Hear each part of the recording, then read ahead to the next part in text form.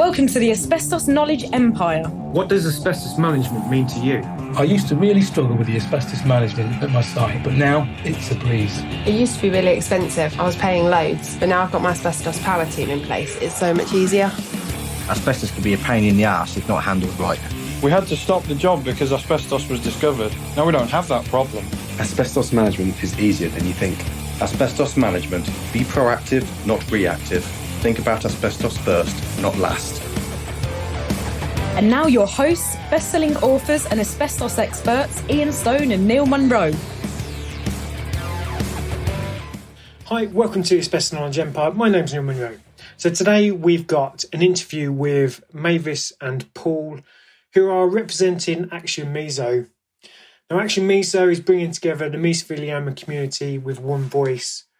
Please, I urge you to listen to this interview and take in all the facts, some real-life stories and real-life evidence that asbestos is still an issue in this country. And Mavis and Paul are really kind of come on the podcast to raise awareness of the dangers of asbestos, and kind of they're bringing together all the different industries that are sort of surrounding asbestos, whether that be the consultancy, removal, medical professions, and they really want to kind of raise that awareness about the dangers. So really do listen to this podcast episode, and if you can, get involved. All their contact details are in the show notes. So I'm just going to hand you over to the interview now. Cheers. So morning, we've got Paul and Mavis here with us today. We're discussing, well, all sorts really. Good morning, guys. Morning. So yes, do you want to kind of introduce yourselves and kind of give us a bit of a rundown on who you are? So I'm Mavis Nye. That name seems to be known by everybody now. Mine started, Ray worked in Chatham Dockyard, and we used to get the dust in his hair. I was only sort of 15 when we first met, and he was an apprentice, but then I got married and I washed his clothes. And that's where I sort of shook the dust off. Still didn't mean nothing to us. Asbestos wasn't a dangerous substance at that time because no one told us it was. And then I was diagnosed in 2009. From that, I became a asbestos activist. I don't know how it happened, but it happened. And I was speaking in the House of Commons. I've spoken mostly Holland, Isle of Guernsey. Wherever anyone wanted to listen to me, I'd talk, because I wanted to bring the awareness of asbestos. And I became that voice of the patient that sort of, because of immunotherapy, I've now lasted 12 years. So that voice has been going and going. Yeah, I've kind of followed you for quite a long time, really, on social media, particularly LinkedIn. You've been quite active, haven't you? And really campaigning, spreading the awareness and kind of helping consultancies and removal contractors kind of get that message out as well, haven't you? Exactly, yeah. And I like to introduce people to people. And from that, it's growing and growing. And that's where Paul's coming in now with his what I call an umbrella. Let's bring it all together under one umbrella, talking from the same hymn sheet, as they say. So that kind of leads us on to Paul. Paul, kind of give us an introduction from yourself, mate. Yeah, thank you. So I'm different from Mavis. So I am, what am I? I'm 46. I was diagnosed with mesothelioma in 2017. So my background, fairly corporate background. I have my own business or a couple of businesses. Never been in the trades, never been on a building site, never been in the military. You know, the sort of stereotypical places that people associate with asbestos and mesothelioma. So when I was diagnosed, as you can imagine, I mean, I didn't know what mesothelioma was. I never even, asbestos or the dangers of asbestos, to be honest, had never even crossed my mind. So I was diagnosed, as I say, in 2017. Like Mavis, was given a fairly horrific prognosis, and I went the more traditional route from a treatment standpoint. So that was surgery where I had radical decortication, pleurectomies. I had the lining of my lung removed. I had chemotherapy. I had radiotherapy, and then after that, you have to spend sort of a fair amount of time getting over the treatments. Actually, yeah. You know, the treatments in some ways are as bad as the disease. my thought process after that was I wanted to do something to, luckily I'm here. For the time being, I'm in remission. And I wanted to do something, I don't want to say to give back, but I just wanted to do something that made a difference. Now, research for mesothelioma it is desperately underfunded. Yeah. So, and my background was slightly different because it was that sort of corporate world. So I created a charity called Miso in 2019. And unlike Mavis, Mavis and I have become good friends. And by the way, Mavis was amazing to me when I was diagnosed, etc. So thank you once again, Mavis. But Mavis is, you want to know, you want support or you want to know about mesothelioma, the Mavis Nye Foundation and Mavis, there's your lady. We set up a Raise Miso really to do two things. One was to raise awareness, but the second it was to raise funds for research. That's it. In 2019 as well, one of the things that was really important for me was to raise hope. When I was diagnosed, I remember coming back from the hospital and my wife was looking online, and you all have experienced this, Mavis. She was looking for some semblance of normality or hope and telling me, I found someone here. They've still been around for 2 years. 1 minute I'm a 43-year-old man, fairly healthy, young family, blah, blah, blah. Next minute, my wife's getting excited because she's found someone on the internet that's still alive, albeit very ill 2 years later. So 2019, I cycled across the UK. I did that with a guy called Nigel Shaddick, who is also a friend of all of us. And that was really to raise awareness. And then we can come on to the ActionMeso campaign, but I think you want to talk about that later on, don't you? Yeah. So I suppose being diagnosed with cancer must be massive sort of shock. But to kind of find out then that it's an asbestos-related cancer must be a real sort of double hit, particularly for you, Paul, where you've got no trace back to an event or an industry or work situation where you've potentially been exposed. Have you kind of explored that to try and sort of get an idea of, was it maybe a school or probably something like that? Because at 43, that's even from like an asbestos latency period, that's really young, isn't it? We all do those jobs when you're younger, when you're at college and stuff like that. Yeah. So I'd worked in bars and stuff. So it's not even that I'd done a temporary job, working in the trades or anything like that. Yeah. For me, it was more sort of bar work and stuff. So, school is, probably an obvious one when you look at the latency period. Yeah. But as you say, I couldn't, when they told me I had mesothelioma, well, two things really. I was quite pragmatic at first. They said, we found some cancerous cells. So I was like, okay, well, what are we going to do about it? And they said, well, we've got something called mesothelioma, which I'd never heard of or couldn't even say at the time. Yeah. And I was like, okay, so fine, again, what are we going to do about it? And then Dot said, I'll never forget this. She said, well, unfortunately, we're not very good at curing this one. When I said you're not very good, she said, well, there is no cure. Yeah. And then, as you say, to be told that's from asbestos, just couldn't work it out because that wasn't the background. So yeah, it's a shock is an understatement. So what are the kind of did you have similar kind of initial symptoms for this disease from both of you, really? Yeah. What kind of happened to lead you to go to the doctors and to identify what you had? I've been to Spain for 2 months and came back, and I was told I burnt my arm and I didn't feel it. So I went to the doctors and said, something's wrong with my arm. And so he said it was a trachoma nerve, and it was a nurse friend that said, Mavis, that's not a trachoma nerve. Please get a second opinion. So I got a second opinion, and he sent me for an X-ray. When I came back, it was voting day, and I went up to vote and couldn't. And I just couldn't breathe. All of a sudden, you just can't breathe. It's gone. And I stumbled back home. I don't know why, but the phone went at that moment, and it was my doctor who said to me, Mavis, we booked you a bed in the A&E. Get to the A&E because he said we've had a result of your X-ray, and there's a huge mass. God, that journey to that hospital was awful. And they drained off 7 litres of fluid. So that's why your lung collapses. Yeah. Because of the weight of all that fluid in your chest there, in your lung. And that's how it all started, really, because I was given 3 months to live.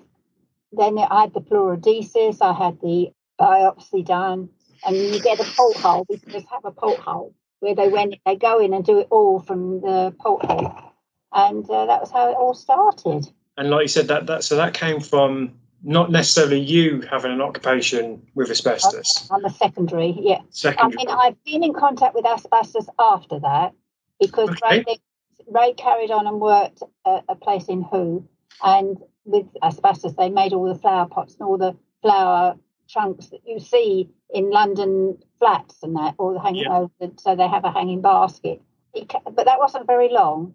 But I actually worked myself at Thorns Lighting, and I was an operator first, and then on a Saturday I volunteered to go into work, and you blew out the machine, and so you used an airline and you're blowing.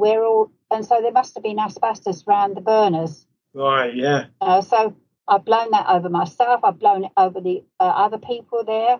Oh, when I think about it, you know. And then gradually you start losing friends. I mean, Ray's lost all his friends. Yeah. I know it was lung cancer. Okay, lung cancer. And I said, everyone's dying of lung cancer, Ray. We didn't know about mesothelioma. We didn't know the word. So, you know, everyone seemed to be dying of lung cancer. And then my friends that worked with me at Thorns, a couple of those women, they had lung cancer.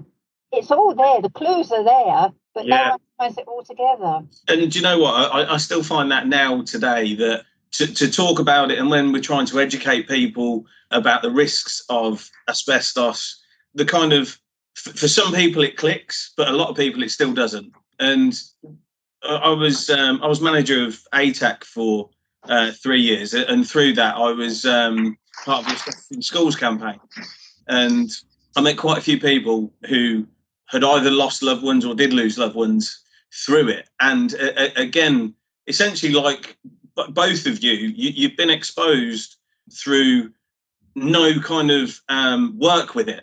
And that's what kind of worries me, that people that are still going to work today, damaging asbestos day in, day out, because they think, I'm all right, Jack, it won't affect me, it's not an issue anymore. And that's the kind of, just hearing again from you two, from the fact that you never worked with it per se, and you've both been affected massively. And that's what worries me for all of the construction workers, the plumbers, the electricians that are going to work today, because as a business, we find that it's ridiculous. We've been in the asbestos industry for about 20 years, and the message that we've been trying to get over to everybody for the last 20 years has never changed. But also I would say that the kind of uptick in knowledge of asbestos, it hasn't been exponential. There's not been like a massive uplift in everybody now knowing about asbestos. It's kind of like a 5% increase at best from when I first started 20 years ago. Yeah. And that's ridiculous. That's what I love about, you said I'm on LinkedIn and that, but and tweeting and that. I love all the lads that send me photos. Please send me photos, and then that's what I then share on, because where they find it is amazing. You know, the one up on yesterday has caused a lot of concern because it's there on the pipes, and a driller and someone's drilled through all that and put cables in that. You know, so yeah, there's a lot to be learned. Yeah, definitely. So kind of, obviously you're outside the asbestos industry. So what's kind of your opinions of the asbestos industry and the regulations themselves? Is there anything you kind of want to change or see better? Yeah, the regulations need changing every 5 years. They still haven't been changed. Is it 2012? Yeah. 13? Yeah. I mean, you know, here we are, 2021. So they need to be updated every 5 years, definitely. Okay. Is there any particular kind of changes you'd like to see in that, or anything that we could be doing better as an industry? So I think as an industry, make it raising awareness and train. You know, with COVID, training has gone out the window a bit. And people so it's gone right down. So this has got to be brought up, and this has got to be stopped, because we need to train. What's your opinion on the training, like from an online point of view or a classroom base? Have you got an opinion on that? I prefer it to be actually there face to face, there in a classroom, as I would call it. But I've been going into meetings, and where they're training, still managed to train, and it's been wonderful to see the young lads there, you know, and I love talking to them, and Ray talks to them as well, and from them they learn then about the dangers of it, And it's so their eyes are wide open and they love the story, really, that we do tell. This wonderful story about working with it in the dockyard. Yeah. But how is Ray? Is he okay? Well, it was scarrings and air pockets. He's got lung damage, but it's the DNA that changes, and when you've got cancer, causes the mesothelioma. The asbestos goes in there and irritates and causes the cancer, doesn't it? He can't have the same DNA as me.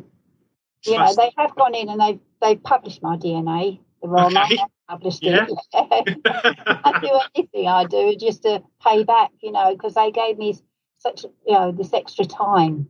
Do you consider yourself lucky or unlucky? It's a double-edged sword, isn't it? I call it lucky. I know it's terrible. I've got mesothelioma and I'm calling it lucky. Yeah. But I'm lucky that they've found the drugs. The drugs are coming through. I'm the longest person now in the UK living with it after having immunotherapy. So, because it's 12 years now I've lived. So that to me is luck. Yeah, it's amazing, really, isn't it? Considering, but with that comes survivor's guilt. Yeah. I've got a terrible survivor's guilt, and it gets worse every year. And I hate talking to carers that have lost, you know, because I always think, I just feel guilty. Yeah. No. Yeah. Because what would you say is the kind of the average life expectancy for that kind of diagnosis? Is it around 2 years? Well, year, 2 years, really. With no treatment. With no treatment, you've got to say that. Really. That's what the doctor should say to us. Okay, you've got 3 months. No, if you don't have treatment. But with treatment, we can extend that. And they don't know how long they can extend that. And I'm proof of that. You know, I've shocked them. That's amazing. Well done. Yeah, it's amazing. It is. So, kind of moving on to ActionMeso then. What is ActionMeso? Right. So, maybe we need to take a bit of a step back, really. So, when I sort of was diagnosed, started to raise Miso, and then started getting more involved with mesothelioma and the asbestos industry, I was quite shocked at how disparate the industry is. Yeah. Or if for now, let's call it the community. And by the community, anyone that's related to asbestos, mesothelioma. So I'm talking from training, building companies, asbestos removal companies, lawyers, insurers, patients, carers, medics, the whole group. And I couldn't believe, firstly, as I say, how disparate the whole thing was. You talked about, it's interesting you say that in your experience, the knowledge about the danger of asbestos has maybe increased by 5%. It is staggering, the lack of awareness about the dangers of asbestos. And if it's bad within the community, you go outside of the community to your man and woman on the street, it is terrible. A lot of people just don't think asbestos is a problem, full stop. Yeah. You know, it was banned many years ago. It's not an issue. And you asked, Mavis is far more knowledgeable than I am. You asked about what could the industry do better. I mean, it's really simple: education and awareness. And that is, I think that needs to be the most important thing we can do. So what's ActionMeso? I suddenly realized that you had all of these various groups, and they were doing great work, but all of the groups are pretty small. There isn't one company or charity or group that is large within the Miso community. If we take Mesothelioma UK, for example, as a charity, it's a fantastic charity. Liz Darlinson and her colleagues do an amazing job, but it's still tiny in the grand scheme of things. Yeah. And the only way that we are going to get any traction whatsoever is if we come together. And that's really the purpose of ActionMeso. It's trying to bring everyone together with the idea of, first of all, actually creating some awareness of the dangers of asbestos and also mesothelioma, with hopefully one day eradication of asbestos. So somebody asked me, well, awareness, what does that mean? Well, I don't know. How many adults have we got in the UK? 35, 40 million people?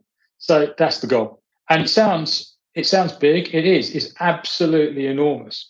But unless we get to the point that every adult in this country knows what mesothelioma is, knows what the danger of asbestos, I don't really see how we're going to affect change. I know. Just talking to some of the working groups, support groups, for example, they write to various politicians, and they just bat it back. Of course they do, because there's no numbers in it. It's a small support group doing great work. it's easy for the politicians to push back. I was talking to somebody yesterday who'd given a speech saying about, talking about asbestos in schools. And somebody from the audience actually called their school to find out about asbestos and was told, if you want to find out more, you've got to go through the Freedom of Information Act. Yeah. I mean, it is shocking what's going on there. So we need to come together. So ActionMeso is create awareness and with the idea of eventually eradicating the problem. But for now, it's about awareness.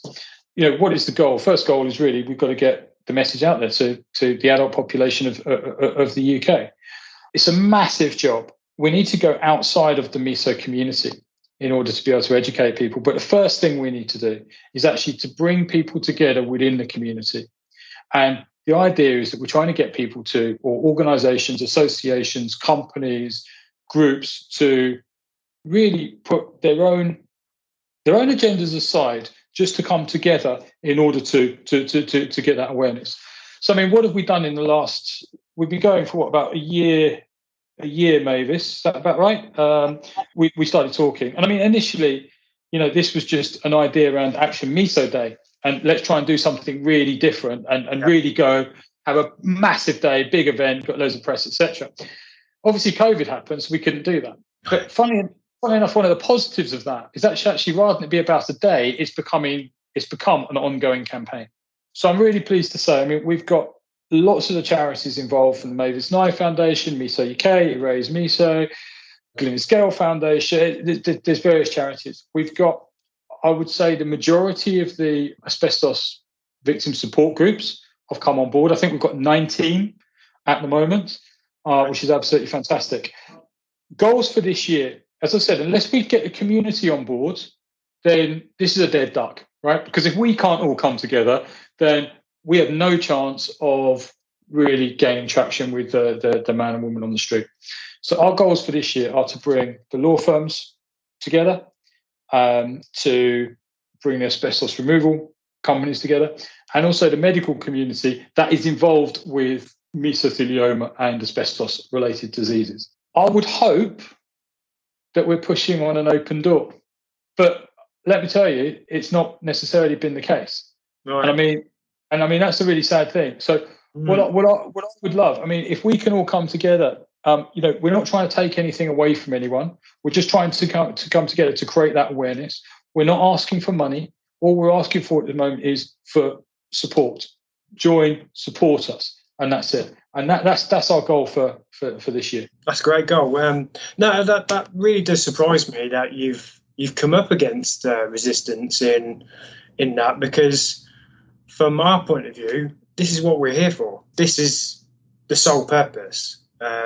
Is to help people, to prevent people being exposed to asbestos. That's the whole kind of purpose of why we're in business. From helping people manage it to helping people identify it and manage that risk. And then to find there's kind of barriers being put in that you wouldn't join that. Can I just interject there? Because I mean, you say that, and I'm sure that's your goal, etc. So this isn't directed at you two in any way. Yeah. But you just said earlier, in your time in the industry, you've seen that awareness increase by maybe 5%. Yeah. And you've been doing this for a long time. Yeah. So if this was an open door, and if everybody was being collaborative and coming together and getting the message out there, you would, you wouldn't be seeing a 5% increase. You would have seen that message kind of extrapolate. We're one small voice in quite a big industry, really. And I think the problems that we face in educating people is the resistance to, one, spend the money for contractors, two, to give them the time, because to take them off a job to go and do a course costs them money. And now we've got the online version. I'm really against the online training, because I don't feel that where people do online courses, they pay any attention to the course that's being delivered. It's a tick box exercise. That's how it feels to me. Of like, yes, you can learn something from an online course. Don't get me wrong. And we've been and are in a pandemic, and that is the only way to do things at the moment. And is the benefit in it? Yes. But overall, what's better? Now, for me, the on a scale of something for training purposes, it's always face to face. It's always in the classroom. You can engage better. You can, for me personally, when I undertake training and learn something, I need to kind of relate it back to me, and I need to be able to ask questions to identify, okay, you've just said this about that regulation. So for me to comply with that regulation in what I do, does it mean this? And I need that kind of interaction to have that conversation. And I think a lot of people are like that, because otherwise you're just learning facts, figures, yeah, whatever, tick box. Oh, I've got my certificate. I can forget about it and go and crack on with my real job. Whereas this should be seen as part of your job. Yeah. And to add to training, yes, there's regulations in place where if you're likely to come into contact with asbestos, you must have that training. But there's no enforcement of people who are organising jobs. And that's kind of forgotten about, because it's a requirement for them to have that training as well. So, for instance, duty holders, people who are organising jobs. So, you might have a facilities manager who never actually does any physical work, but he's organising jobs. There's no kind of enforcement of the regulation in those areas. And I think that's a big problem, where people who are influencing construction works and maintenance works, they're not really being forced to have this training. And that would help really spread the word. It would. I mean, I've got a question for you. So for me, there's two ways of tackling this issue. One is, like we discussed, the community coming together and us spreading the word and getting the message out there and educating people and eradicating it, which that does work and will work. But also there's another side of that, in fact, of government and regulations. Do you think the government are doing everything they possibly can to spread the message? Are the regulations strong enough? If people don't comply with the regulations, are the fines and everything, are they enough, do you think? No. I mean, this is really simple for me. I think this is a numbers game. And if we want to get that enforcement, if we want the government to really take notice, and this isn't about the Conservative government that's in power at the moment, this is about all governments, because it comes down to money. And if we want the governments to take notice, and if we want regulations to be enforced, this needs to be near the top of the agenda. And at the moment, the problem is we as a community, and generally, is too disparate. If we get the numbers behind us, then it becomes more important to politicians. It's very, very simple. So just to be clear, when we say about bringing the community together for ActionMeso, that is step one. And as soon as we've done that, we need to go to, your man and woman on the street. We need to engage parents, for example. If parents really understood the situation with asbestos in schools, they would be horrified. Yeah. We start engaging the parents. We start engaging the teachers, the people working in hospitals, just as an example. One of the things that we're going to do with ActionMeso is we're creating a young person's advisory board. And I'm talking about, sort of 16 to 22, 23-year-olds, something like that. Because a lot of, these individuals, they don't even know what asbestos is. Mm-hmm. Yeah. Because, and we're talking about, even people in the trades, they do not understand the import or the dangers of asbestos. So we need to start engaging young people. Coming back to your question, do government and regulations go far enough? I think the simple answer is no. But in order for us to affect change, we need to be a bit of a movement. And what is that? Yeah. That's just sheer numbers. Yeah. Bringing the community together. Suddenly, I guarantee you, if we were, a campaign that had 500,000 people, 1 million people that were supporting us, I guarantee governments and politicians would take notice. Yeah, you raised some couple of good points in there. Is schools and hospitals. If you take those two, where particularly there's focus on hospitals at the minute. Hospitals and schools and education, parents worried about their children. They're the two, one of the two highest risk sites, hospitals and schools. If we look at it's around 78% schools in England contain asbestos. Now, just that figure alone would shock any parent. It shocks me, and I'm in the industry. And there is real concerns in schools about effective asbestos management, because how can you actually effectively manage asbestos? Can you keep it safe within a school? My son is 8 years old, right? If you want to quality control something, give it to a bunch of 8-year-olds. Yeah, exactly. They're not gentle with anything. So if you're telling me that if you've got asbestos there, I don't know how you, for example, just take a primary school, you can safely manage it when you've got a group of, little people being little people, doing what they should do. You've got, the knocking pins into walls to hang up artwork. You've got all of this stuff that should go on. You're not asking people to change their behaviours. That's what kids should be doing. But I mean, how you're telling me that you can safely manage it when you've got that kind of, those sort of activities going on is ridiculous. Like I said earlier, when I was in the schools campaign, it really got me thinking about it, and just some of the stuff that we kind of came across. I mean, there were stories around the schools, and I've certainly been involved with schools over the years where it just proves that schools are special places in the fact of the regulations they fit if you don't think about them too much. On the basis of them being a building and a framework, yes, they work. However, in reality, like you just said, when you've got kids in there, they don't work. And I mean, there were schools that we were involved with a few years ago where the kids knew about asbestos. And we're talking about a secondary school. And what they would do would be, if they wanted to have a Friday afternoon off, well, one of them would put a foot through the wall or break the door or bounce the football against the ceiling, that kind of stuff. And then lo and behold, all the kids get sent home. But even that didn't seem to have traction with, and that's the problem with, I think, getting people on board. It's they hear it, they understand it. Oh, my child's been sent home because of an asbestos issue. But then on Monday, all the kids have gone back into school and the parents haven't asked any more questions.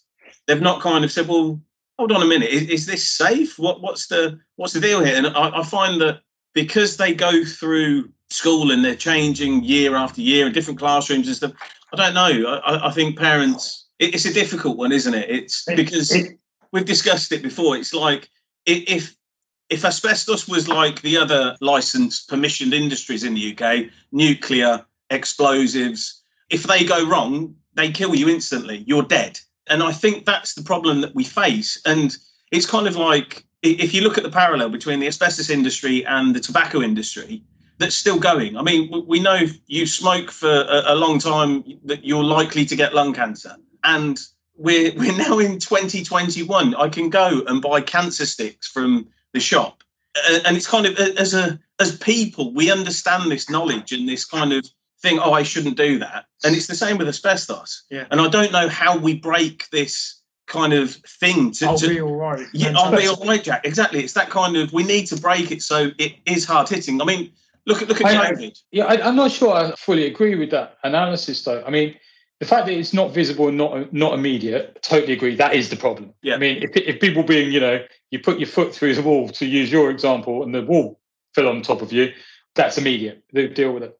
But if we look at, say, the tobacco industry, I mean, the difference is that there is a stated goal by the government to effectively, eradicate smoking in this country by a certain time frame. Now, I agree that you can still go and buy cancer sticks. It seems bonkers, but it's taxed to the hilt. It is well recognised. They've stopped advertising, and there is a stated goal to eradicate tobacco or to eradicate smoking in this country. There isn't any of that with asbestos. We've got to get all out of public buildings by 1935. Can you imagine them trying to I don't think they'd do it. Do you mean by 2035? Sorry, what did I say? 19... sorry. Yeah, by 2035. Well, I'm trying to get at, I mean, it seems to me with asbestos, and you guys are, you're in the industry, but it just seems because asbestos is not immediate, it's really easy to just kick it down the road. Not our problem for now. We've got too many other priorities, financial priorities, to worry about it now. And the difference, I would say, between smoking and tobacco and asbestos is the awareness, right? You can go to every adult in the country, even if they're a smoker, they know they shouldn't be doing it, right? But most people, but they know about the dangers of it. The thing with asbestos is that people, I personally believe that a lot of people, they just have no concept of how dangerous it is. They have no concept of the diseases and the illnesses that you can get. They have no concept of the amount of asbestos that are in our everyday buildings, such as schools, hospitals. And that brings us back to this awareness, at least with the tobacco and smoking, smoking sort of industry, it's well known and well recognised. Here, it's not. It's difficult. And That's the problem with being in the industry and facing what we face. I mean, day in and day out. I mean, even now, 2021, we're going to do surveys of premises that have never had a survey before. The regulations first came in 2002. And yeah, and that's the thing. It's the struggle that we have every day to tell people that they have to do this. We're not doing it for fun. It's just from the core basic thing of, one, everybody's got a duty of care to look after one and everybody else. And two, it's the law, it's the regulation. You need to comply with this. And they're still not complying with it. But what I find with my photos that they send me, they've already had surveys. And I always ask the question, was it surveyed before? Was it picked up before? And it wasn't. So there seems to be a lack, not in everyone. I mean, we do get good surveyors, of course we do, but there is a lack of rules and regulations to adhere to for surveys. Yeah, no, I you're agree. absolutely right. They are. You know, you have to be UCAS accredited to do the testing element. So, you know, the analysis of samples and air samples, but you don't have to be for the surveying, the inspection element. So there's no real benchmark enforcement within that side of the industry, is there? No, I mean, HC strongly recommend the use of UCAS accredited surveyors, but that's it. I like the smart that's coming out.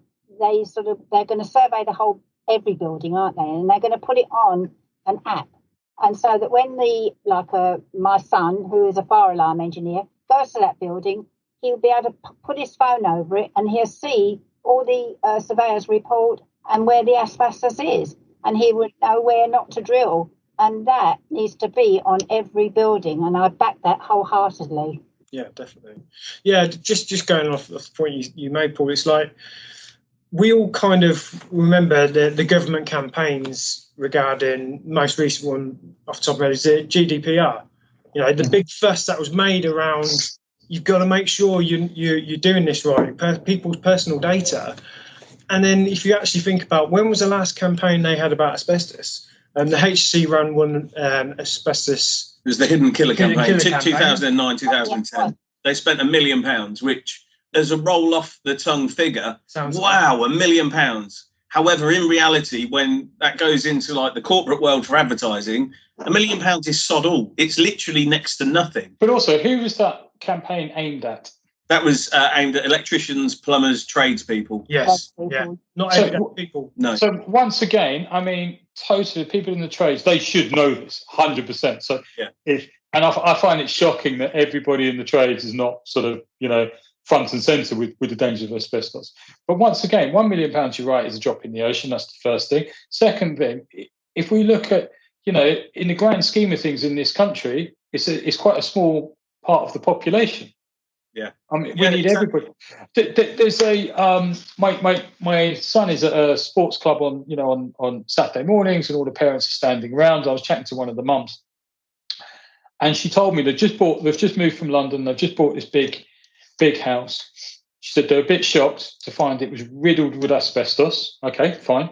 So they've got a building company in. They're also going to do the asbestos removal, and they're living there while this is going on. And I said to her, you know, you can't be doing that. And she had no idea about my background or erasing Miso or any of that. I said, no, we've spoken to the builders. They say it's fine, because what they're going to do is they're basically saying, well, they're putting up plastic sheeting and it will be fine for you to live there, with a house that is riddled with asbestos. So it seems clear to me that either the building firm were sort of charlatans, or that they just didn't understand the full impact of asbestos. So I think, once again, I mean, this whole kind of awareness and education, it needs to be across the board. Definitely, because if you think about it, you're right. When you target electricians, plumbers, carpenters, and there's an advert in the paper, and, I don't know, you're a receptionist at a school, well, instantly you see the advert and you discount it because it's got nothing to do with you. No. Whereas, like you say, in reality, we need to spread the actual message much more far and wide. I mean, it's crazy. Neil and I went to a site last week, and it's shocking because we walked away and our sentiment was like, that was fantastic because the electricians stopped work. It was great, and it was a good buzz. We had a good buzz. We spoke about it. Yeah. We shouldn't be feeling like that. That should be the norm. Yeah. And again, it's ridiculous that thinking now that we come away going, oh, fantastic. Like, we applauded the guys on site and said, no, you really have done the right thing. Well done. And again, like, it's stupid because that should be the normality. But, just thinking about, you're quite right. If you see an advert and it's directed at a certain segment, electricians say, if you're a teacher, you see something directed at electricians, why would you read it? We all just move on.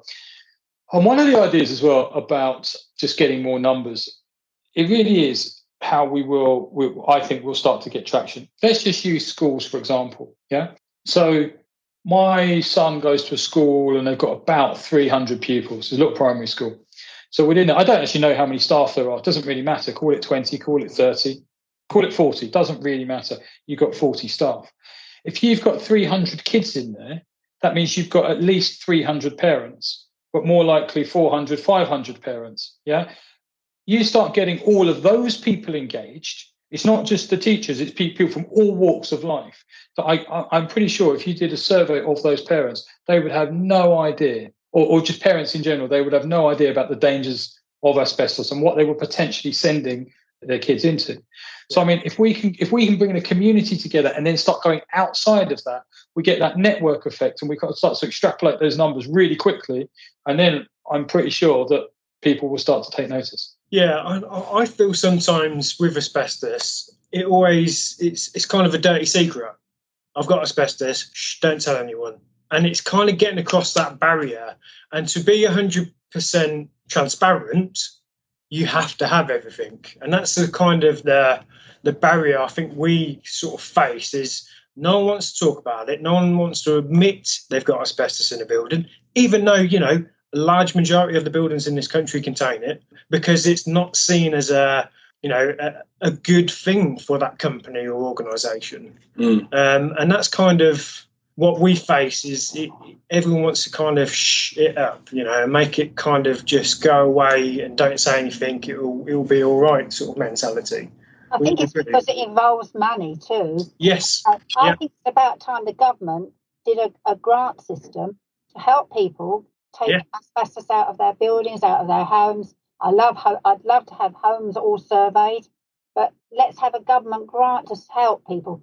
When they first found out that asbestos gave you cancer, the government hushed it up. They said, "Oh, that's all right. We'll pay a few compensation. That's fine," because they thought we'd all die.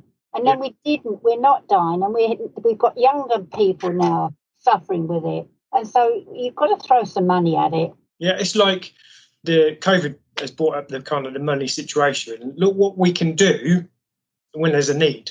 Exactly. And it's just bringing that need agenda through like that because everyone worked together and they got the vaccine out. My treatment is added up to over £1 million. Wow. 12 years, it's over £1 million. I'm one person, there's other people that there's so many.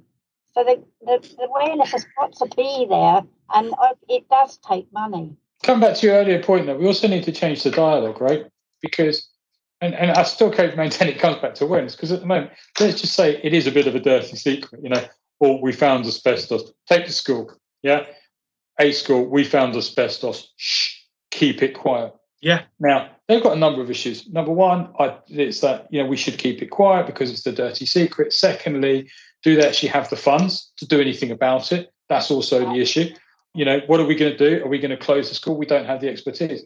Imagine if we turn it on its head. So we've got that awareness. And rather than people thinking we've got to cover this up, they're like, we found asbestos. They kind of announce the fact. Then people, and you turn that dialogue on its head and people are like, that's a well-run school. The minute they found out, they announced it. You keep using COVID as an example.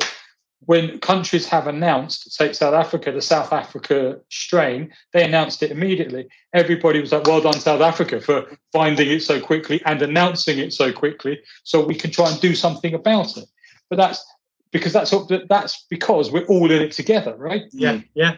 If we can turn that dialogue on its head, so rather than it be the dirty secret, it was something that we just accept, most places probably have it, buildings of a certain generation. What are we going to do about it? Yeah, the Ofsted school reports, parents review that to see whether they want to send their kids to that school because oh, it's a good school or an improving school or whatever the rating it is. Again, that could be something that's incorporated into that. Then that essentially hits both things, because then you've got reputational issues if you're not dealing with it, and financial implications, because if the children or parents stop sending their kids to that school, then that school is not going to be as well funded. So that's kind of being tackled from that scenario. And again, all these things, they need to come from, you're right, we need to push, but we need to get everybody, the community on board, and then make the government change their ways. Do you know, one thing that occurred to me is, one, it's also disparate in terms of the community, number one. Number two, we haven't gone outside the community, so a lot of people on the street, as it were, don't know what it is. And thirdly, there are so many important issues. We've already talked about schools, and then we've talked about, hospitals, and there'll be other things. And so, well, we could be doing this and we could be doing that, and try and sort of just solve little bits of the problem. Well, that's not how I think we need to address it. When we've got that awareness, so that, imagine if we're going to come back to schools, parents are asking, so what about this school? What's the situation with asbestos? Have they had asbestos? No. Have they had it removed? What have they done? That will turn it on its head. Yeah. And that will actually, funny enough, the situation will start to solve itself. I suppose the big question is how can people get involved, and what do you want people to do? This is the question. So what I want, and I think we've come together, we're a working group of about 14 people so far. And as I said earlier, the three segments we'd love this year are the asbestos removal industry and training and anything around that sort of part of the business, and lawyers and the medical community. We'd like you to follow us on social media. We'd like you to actually sign up to the website, and we'd like you to become active supporters. So what does that mean? Help us with any resources you can. I'm not talking about money at this moment in time. For example, if you have a newsletter, put it in the newsletter. If you're training people, as part of your training pack, could we have one slide as part of that training pack to say who we are and what we're doing? When we're getting a message out there, send it to all of your supporters, your followers, etc. So it is that active engagement of, if you like, evangelizing or getting the message out there. That's all we're asking for at this moment in time. If you go onto the website, actionmeso.org, you can sign up there. We're on all of the social media channels. So it's sign up, and then, as I say, be active in terms of your engagement. One thing we are actually planning on doing is reaching out to pretty much all of the firms individually within the community to see how they could get involved. In addition, if there's any resources that firms could offer, I mean, we are all doing this for free, by the way. No one's paid or anything like that, just to be clear. If there's any resources, people giving their time pro bono, for example, people have got a marketing department that they wouldn't mind lend us someone to help out from time. Anything, we need all the help we can get to do this, because it's completely voluntary, and it's just organisations coming together in order to try and make this happen. We're definitely going to put all the links within this and share it around on social media, and we'll bullet point what you've just said of what you want people to do. Thank you. I think it's a massive undertaking, but it's not something that can't be achieved. I think, like you say, with us collectively all pulling in the right direction, I think we will get there and spread the message. Definitely. I'll tell you what I am excited about. We in the last, I seem to be having a few conversations every day at the moment with networks, groups, etc. And I mean, people do want to get behind this, and I think it just needed something to try and bring us all together. And what we're doing, just to be very, very clear, we're not trying to take anything away from anybody. So if somebody is already, if there's a support group or a charity or an asbestos removal company or a training company that have already got doing their own thing, got their own message, that's fine. That's great. We're not trying to stop anyone from doing that. All we're asking is just come together to support this in terms of getting this out there. And surely anyone in the industry has got to support it, you think, because it's very simple. It's, the fact that asbestos is a danger, what it is, what the dangers are, what mesothelioma is, and get it out to the masses. That's it. Definitely. Well, so we normally finish interviews with asking, what does asbestos management mean to you? But I don't want to enclose you both into that question, really.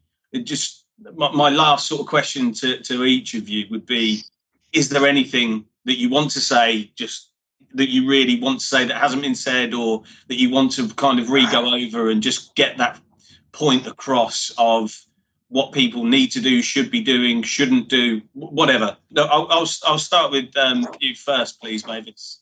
What I'd like to see changed is this fly tipping. I'm fed up with fly tipping. We went over the shops and in the car, and Ray, when I came back, Ray was missing. And there he is over the road with a skip where a house has some renovations. Everything's been put into the skip, and there's asbestos road, there's everything. Ray said, just look at all this asbestos, all in this skip. It was uncovered, wasn't covered over, and it's windy. And there's a little nursery up the road lying over the children there, So we got in touch with the skip hire at first, and they said, OK, we'll come and we'll cover it over and we'll look into it. But the point was the builder didn't have any protection. The lads that worked with him didn't have any protection. So they took all that home to their family. And that's what I'd like to highlight is it's not doesn't stay on that one spot in that one building. It gets taken home in the car. The children are picked up from school and they get the dust on them. We've got to really keep everyone safe. And another point is face masks. I never realised they're all made for men. They're made on men's measurements. So even the pit workers, if they're women now, there's more women now. We've got to protect women more. In fact, I'm going to do. It's coming up Women's Day for cancers, and I'm doing a piece on that. So definitely we've got to protect the women, as well as everybody else, children and everybody. The family matters. Yeah, Paul. Any final points? Yeah, I mean, it's just to reiterate what I've already said. I mean, what I'd ask is, please help us. We need the support of the community, otherwise this is not going to work. This will be a dead duck. We really need the community to come together. And don't leave it to others, right? It's really easy for people to think, yeah, that's a great campaign, but then not get involved. I mean, in order for this to work, it's not about Mavis and I or the working group. It really is about everybody, within that community. So that's it, really. Please help us. Please support. Please join up. Thank you. Great. Thank you very much.